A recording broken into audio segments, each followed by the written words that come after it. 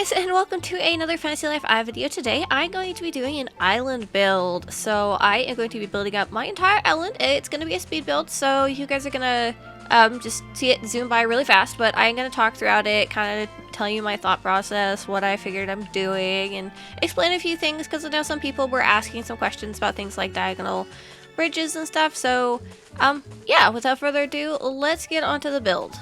Okay, so I wanted to kind of talk about my build process a little bit more. Now, I know I touched on it in the themes idea video, but essentially the way that I go about building the island, and that seems to work in this game, is I get a rough estimate of the rivers first, because the rivers are gonna determine where I put my cliffs.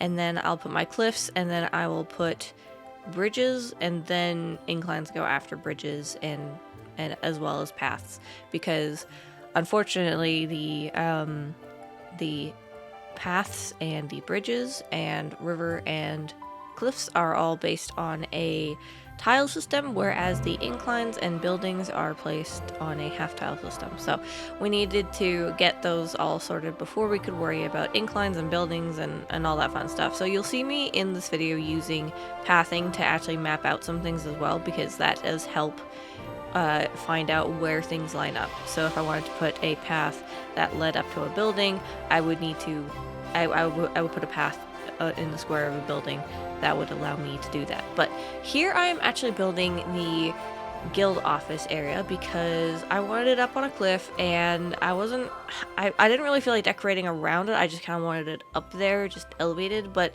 I really wanted to have it so that I could have some staircases leading up to it. And then I remember that, oh wait, they're actually 3 wide, not 2 wide in this game. So yeah, that was fun. But I decided to work on the one of the neighborhoods next. I put 3 houses on this area, this piece of land that's between the 2 rivers. I initially planned for 4, but eventually I changed it to 3 because I wanted to give enough room for decorating later on. So I initially had 3 up top, but I eventually put 1 down below, and then just had 2 on top so that they had more room to decorate. And then I ran and got some bridges. Now, I do place bridges first because, again, they line up on the grid system, not the half grid system. But I knew I wanted an incline to go up to that place, so I needed to grab one. And then I started fiddling around with the diagonal bridges. Now, diagonal bridges are a bit weird. The size of the river is basically, when you're creating the diagonal river, make it 1 wider than you think you're going to need it, because you have to fill in the sides to make it smooth on the side in order to get the diagonal bridge to work. So make it 1 bigger, and then have it go I don't know what I'm talking about, but basically, yeah, make it 1 bigger, because then you have to fill in the sides, and then you'll be able to put the bridge down. So for this one, I really wanted it to line up with my incline, so I decided, well, I'm trying to figure it out, but it would probably be best if I just put the incline there first, and then worry about the bridge after, so that is what I did. Now, as for this, I decided to go with some more fancy bridges, or inclines, I should say, for the town hall, because while I want this island to be a farm island, it's going to have a very farm core feel to it. It's going to be very rustic. I wanted it to have a little bit of spice near the town hall, or the guild office, I should say, and that's pretty much where I want it to be fancy. I mean, my house also has a bridge nearby it, I believe, but I wanted to make sure that I had enough space for a lot of farming stuff, so that also includes things like fishing, because fishing is another form of farming, because you're farming the fish basically. But I had to include a lake kind of in the middle of my rivers, and I figured that was the best spot for it, because that would screw up my plans for the other thing. And then I would also put a pond down at the bottom as well. So, moving on, I actually got interrupted a couple of times by my NPCs. I learned an emote, and and I got a thing from Ian, but that's fine. Here's where I put my 3rd house in this area, and I can finally line up my bridge, which was very nice. And I actually use diagonal bridges a lot in this one, more than I thought I would. But if you're having trouble finding a place for your bridge, just whip out the path tool, place the path down. The bridges are 4 wide. They'll be easy to find, and then you can tell where the bridge is going to go. Now, this area up here is actually...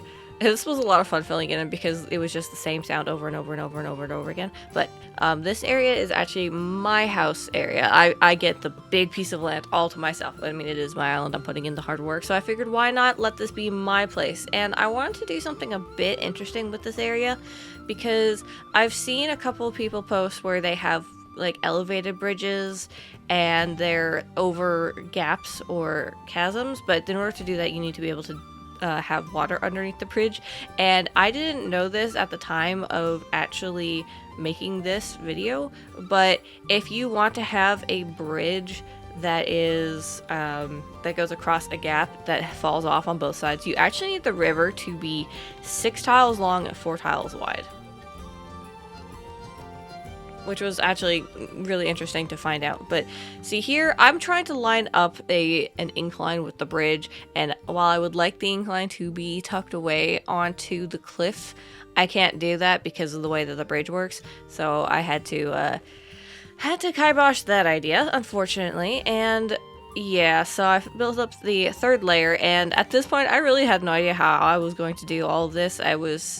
It was going to be interesting. I had an idea of what I wanted with the whole, you know, sunken waterfall, kind of just a bridge over a gap kind of thing.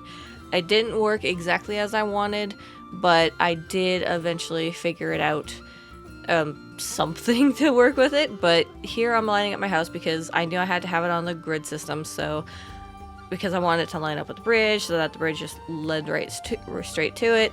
And I thought, okay, well, you know, it's a 4 wide thing. I need that. Nope, wrong. Turns out you need it to be 6 wide, as a waterfall on both sides don't count as rivers. They have little X's on them. So who knew that?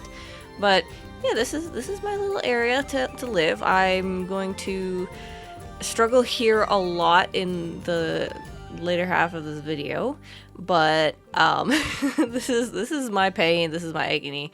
But you can see here I'm doing another diagonal, and it looked really wide when I taken all the chunks out, but as I filled them all in, it looked a lot smoother and a lot thinner. So do not be afraid to work with diagonals. The only problem with diagonals is that you have to have a path leading up to the bridge if you want that. And the way that I solve that, you'll see later on, is I kind of did like a speckled path. But you can have a path kind of just do like a right turn into it, but the problem is that you can't get a pathway underneath the middle of the diagonal bridge. And so that is the main problem, because it looks a little off and you can't have diagonal paths here. I mean, they round the corners and everything, but they don't actually have a proper diagonal path. And then I figured, oh, I probably actually want to get to my house via incline. So I'm like, okay, well, where does the incline line up with the bridge? That's going to be a bit of a pain. So I'm like, okay, well, let's get this figured out. But while I was waiting for the bridges to get solved, I decided to put a farm by my house. Now, the reason why I did this is there's only 7 crop types that you can have, and I wanted all 7 crop types to be in their own area. But with the 8th farm, I figured may as well put it by my house, so I will definitely pay attention to it, because if you don't like water the crops while they're growing, they will die and stuff like that, and that's not good. You can't have that. So I decided to put shadow carrots because they're worth the most in terms of cash nuts in China Morsha. So anyway, here is the first rendition of my speckled path. It is basically, I just do a bunch of pathing and delete some of it, add some of it, just get it done. I mean, it works for an angle because it's like, oh, it's a bit worn and stuff, but I mean, you can do straight paths if you want to. It's up to you really how you want to do your paths. But for me, I really wanted to do speckled paths because it's like a bit more worn down, it's not as worn down as the main path is, but it's kind of growing in a little bit because not as many people walk that way, I guess. So it doesn't make a whole lot of sense for this, especially since this is one of the paths that leads to the guild office.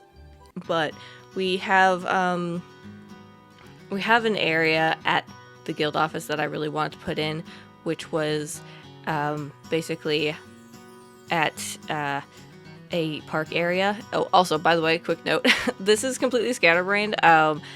I am just watching my video back and doing a live reaction to it. But I saw myself putting the incline there, and I forgot to mention that if you haven't seen my other video where I did some more tips and tricks, if you want to have terrain surrounding your inclines, you do need to put the terrain there first before you build the incline. You will not be able to modify the terrain around the incline after you place it down. So do keep that in mind. If you're wanting to have an incline built into the cliff instead of just sticking out of it, you have to build the terrain first. Anyway, over to this area. This is where I put my other 3 houses. And fun fact, when you're building houses, you can actually build the house on top of the house previous location. You cannot do that if there are multiple houses there, however. And I will be showing that off in a little bit. But right here is where I'm putting my farm. And I tried to figure out spacing, and I did settle on something. I wanted them to be a little bit far back from the path, but I also wanted them to still be close and have a cute little pattern or design to them. So I figured, you know what, this works. And it's kind of in like a diamond shape, just a little bit. If you kind of look at it, it's a little bit diamond. And then I also realized I don't have a path going to this bridge. I should probably do that, so that's what I did. I led a path to that bridge, and again, it was a speckled path because I figured, why not? It's a diagonal. I don't want to work with diagonals. I hate diagonals. Anyway, yes, so I moved on to doing the last house placements, and this is where I've learned that, again, you can put houses on top of them, and you can actually do that, but you can't place houses on top of 2 houses. So I will move my last person's house, and that will have it won't even have a like those walls that stick up. It will just be there. It won't disappear and like have walls stick up. It'll just move there. There's no wait timer on it. So if you have a house that you want to move and just like rotate it or whatever, or move it slightly but still overlap the original blueprint, then you can just have it there. See, right here, I couldn't do it. I had to wait until this other house was done. So yeah, it's interesting because there it is, ta-da, it's done. And yep, that's pretty much all I have on this island. I was trying to figure out if I wanted to put the tile there, but it just didn't work. And there's my map. So yeah, that is what this video is about. So next time, definitely furniture, but for now we just got the basics done. This was the heavy lifting. Next time is just pure fun. But I want to say a thank you to our members, Catherine and Tina. Thank you so much for supporting us. And if you guys like this video, please give it a like or subscribe, or if you want to leave a comment, that works too. If you guys need help with Fantasy Life, with the whole decorating stuff, I am more than happy to help. Happy to give any advice needed, whether you guys need help finding something, or if you are struggling with bridge placements or lining things up properly. Don't feel afraid to comment, and I will help as best as I can. So until next time, I will see you guys, and yeah.